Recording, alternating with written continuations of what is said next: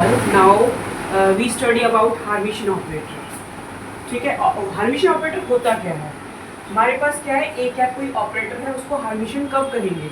अगर हमारे पास कोई ऑपरेटर ए कैप क्या करे, इस कंडीशन को फॉलो करे। ठीक है, कौन सी कंडीशन है हमारे पास? हमने लेट किया है साई एम और साई एन दो आर्बिट्रेरी वेव फंक्शन अप्लाई किए हैं, मतलब लेट किए हैं। अब हम क्या कर रहे हैं, साई एम जो वेव फंक्शन है उसको हमने कॉम्प्लेक्स कॉन्जुगेट ले लिया। फिर हमने ए कैप ऑपरेटर को psi N wave function apply किया। और डी टॉ हमारे पास क्या है, वॉल्यूम एलिमेंट है। क्या है यहाँ पर?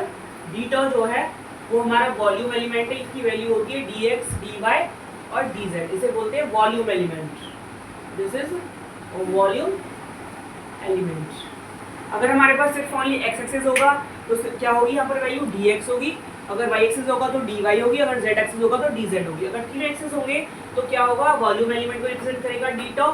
इसकी वैल्यू जो होगी वो डी एक्स, डी वाई और डी जेड होगी। ठीक है, अब हम क्या करेंगे, ये कंडीशन क्या है, अब हमने क्या किया, इस साई एन वेव फंक्शन को आगे लिखा और हमारे पास जो ए कैप ऑपरेटर है उसे लिखा और फिर साई एन वेव फंक्शन को लिखा, उसका कॉम्प्लेक्स कॉन्जुगेट लिए टोटल का और डी टॉ लगा दिया। ठीक है, अब हम इसको लिखेंगे तोड़ करके, तो साई एन का साई एन लिख दिया।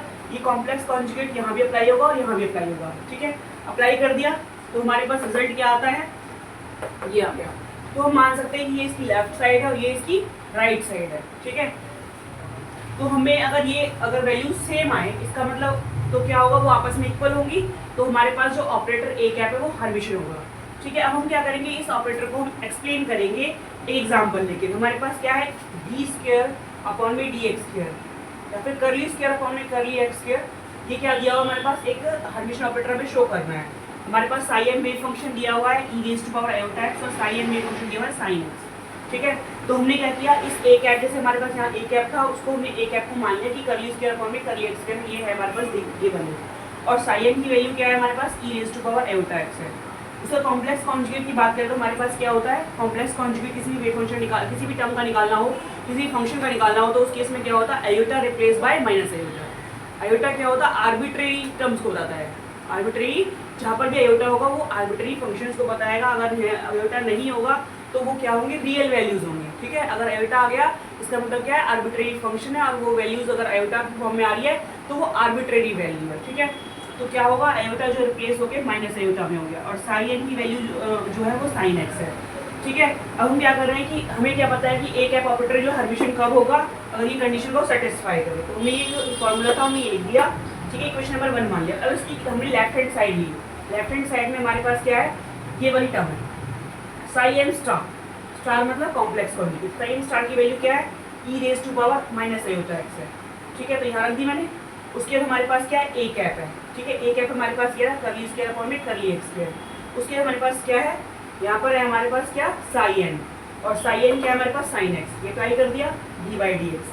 ठीक है, अब यहाँ पर दो D square by d x को हम तोड़ के सकते हैं कि डी बाई डी एक्स और डी बाई डी एक्स। तो पहले ये वाला D by d x sine x पर अप्लाई होगा तो साइन का डिफरेंशिएशन क्या होता है हमारे पास, कॉस एक्स। फिर जो दोबारा से D by d x apply होगा कॉस एक्स पर तो क्या होगा, माइनस का साइन एक्स। तो माइनस बाहर आ गया, ये माइनस का साइन एक्स, तो माइनस को बाहर ले लिया तो ये टर्म आ गई हमारे पास। ये क्वेश्चन नंबर हमने सेकंड मान लिया। ठीक है, सिमिलरली हमने right hand side of question number जो हमारे पास है कौन सी 1, इसको हम सॉल्व कर रहे हैं। तो हमारे पास क्या है, राइट हैंड साइड हमने ली, हमारे पास ये वाली वैल्यू है, इसको ले लिया राइट हैंड साइड, ये वाली मान लो सेम ही बात है। ठीक है, ले लिया हमने। ठीक है, यहाँ पर हमारे पास क्या है, साई एन है, तो साई एन की वैल्यू क्या है, साइन एक्स है। उसके बाद ए कैप स्टार जो है कॉम्प्लेक्स कॉन्जुगेट, वो भी हमारे पास क्या होगा, यहाँ पर जो है अगर हम बात करें ए कैप का कॉम्प्लेक्स कॉन्जुगेट, वो भी क्या आएगा, करली स्क्वायर अपॉन में करली एक्स स्क्वायर आएगा, वो वैल्यू पुट कर दी। ठीक है, उसके बाद हमारे पास क्या है, साई एम स्टार है, वो वैल्यू पुट कर दी डी एक्स।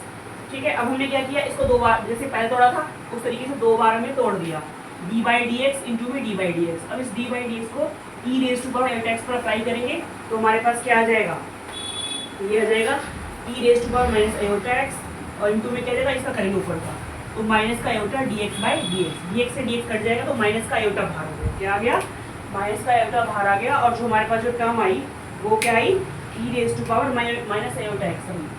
क्या आया हमारे पास, E raise to power minus का आयोटा एक्स आ गया इंटू में डी एक्स आ गया। हमने डी एक्स क्यों लिया, क्योंकि हमारे पास सिर्फ ओनली एक्स एक्सिस में वैल्यू है, इसलिए हमने डी एक्स अप्लाई किया।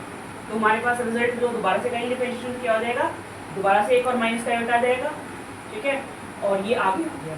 ठीक है, माइनस का आयोटा इंटू माइनस प्लस का आयोटा स्केयर हो जाएगा प्लस का आयोटा स्केयर, और आयोटा स्केयर की वैल्यू क्या होती है माइनस का 1। यहाँ पर लिख लो कि आयोटा स्केयर की वैल्यू होती है -1। तो ये जो हमारे पास रिजल्ट हमने आपको कर दिया, इक्वेशन नंबर 3 आ गई। तो हमारे पास जो इक्वेशन नंबर 2 है, इक्वेशन नंबर 3 है, ये वैल्यूज क्या आ रही है, इक्वल आ रही है। इसका मतलब क्या है, जो हमारे पास कर्ली स्केयर अपॉन में कर्ली एक्स स्केयर है, वो हमारा हार्मिशन ऑपरेटर है फॉर साई एम। ये वाली वैल्यू दी है E S for iota x, और साई एम दिया हुआ साइन एक्स इसके लिए। ठीक है बेटा, इसको आप अच्छे से करिए, और इसके और क्वेश्चंस भी आप क्या है सॉल्व कर सकते हो। थैंक यू बेटा।